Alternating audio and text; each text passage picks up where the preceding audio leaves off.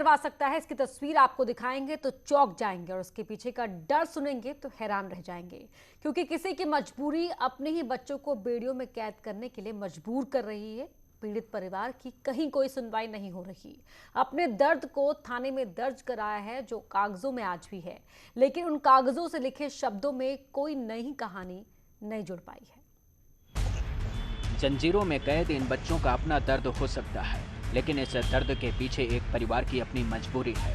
इनको न खोने का डर ऐसा पैदा हुआ कि परिवार को अपनों को ही बेड़ियों में बांधने को मजबूर होना पड़ा। ऐसा नहीं है कि पीड़ित परिवार ने शिकायत नहीं दर्ज कराई। तस्वीरों में दिखाई दे रही कागजी कार्रवाई की प्रतियां आज भी पीड़ित परिवार के पास है, लेकिन इसके आगे पुलिस प्रशासन ने क्या किया, इसका कोई जवाब नहीं है। माँ बाप हैं जो मजबूरी में अपने छोटे छोटे बच्चों को तालों की जंजीरों में बांध कर सुलाते हैं। उसकी वजह है कि इस परिवार की एक छोटी 2 साल की बच्ची गायब हो गई है।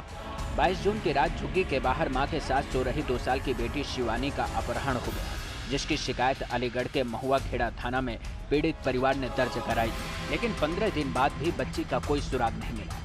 पीड़ित परिवार आज भी अपनी बेटी का इंतजार कर रहा है, लेकिन हर दिन गुजरने के साथ सुबह हो जाती है, लेकिन इंतजार खत्म नहीं होता। मजबूर हैं हम, क्या करें, कोई मदद नहीं मिल रही हमें। पुलिस वाले आते हैं, नो कहते हैं बच्ची मिल जाएगी, बस यही कह के चले जाते हैं और कुछ नहीं कहते हैं। पीड़ित परिवार की असुरक्षा ने बच्चों को अपने ही घर में कैद कर दिया। इसे मानवता के खिलाफ माना जा सकता है, लेकिन इस मजबूरी के पीछे का दर्द महसूस करना होगा। प्रशासन को जवाब देना होगा कि अब तक इस परिवार को सुरक्षा का भरोसा क्यों नहीं मिला, जिसका खामियाजा इन बच्चों को भुगतना पड़ रहा है, क्योंकि परिवार को डर सता रहा है कि कोई और बच्चा फिर न गायब हो जाए। हमारे 25 से बच्चा पे चोरी हो गई है, हमें डर सा बैठ गया है, हमारे बच्चे और भी चोरी नहीं हो जाए। हम मजबूर हैं, हमारे बच्चों को ताला लगा, दिन में भी लगाते हैं, रात में भी लगाते हैं। पीड़ित परिवार खुले आसमान के नीचे सरोज नगर कॉलोनी के बाहर झुग्गी झोपड़ियों में रहकर जीवन यापन करता है और बच्चों को बेड़ियों में कैद कर रखता है, ताकि काम के दौरान कोई उनकी आंखों के सामने से ओझल न हो जाए। ये तस्वीरें अब आम होती जा रही हैं, लेकिन 22 जून से पहले ऐसी तस्वीर दिखाई नहीं देती थी, क्योंकि पीड़ित परिवार को तब किसी को खोने का डर नहीं सता रहा था। अब हालात ऐसे हो गए हैं कि हर दिन गुजरने के साथ इंतजार बढ़ता जा रहा है और असुरक्षा के बीच बच्चों का जीवन जंजीरों में कैद रहने को मजबूर होता जा रहा है।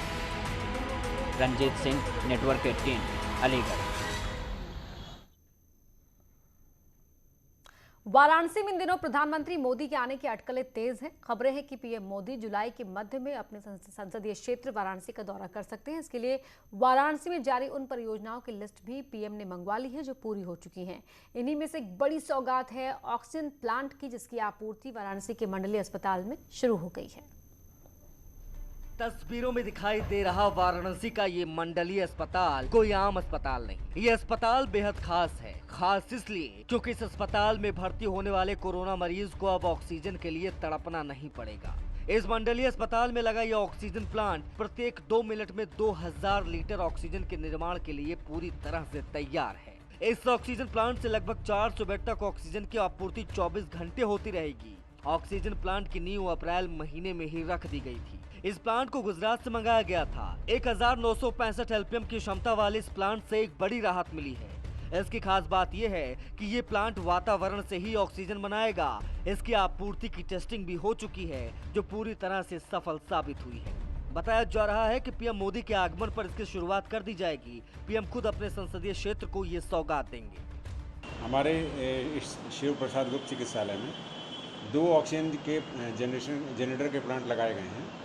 एक 960 लीटर पर मिनट कैपेसिटी का है और एक प्लांट जो है वो 1005 लीटर पर मिनट कैपेसिटी का है। ये दोनों प्लांट हमारे यहाँ इंस्टॉल हो गए हैं, कमीशन हो गए हैं और एक की हमारे पास पूरी टेस्टिंग रिपोर्ट आ गई है ऑक्सीजन की। एक दूसरे का अभी प्रक्रिया में है और टेस्टिंग में ये इन प्लांट्स की टेस्टिंग कर ली गई है। हर बेड तक ये ऑक्सीजन जो है पूरी तरह से पहुँच रही है। कोरोना की तीसरी लहर के मद्देनजर इस अस्पताल को बेहद अहम माना जा रहा है। प्लांट लगने के बाद ये वाराणसी का पहला हॉस्पिटल बन गया है जो पूरी तरह से ऑक्सीजन युक्त होगा। वाराणसी से न्यूज़ 18 के लिए रवि पांडे की रिपोर्ट।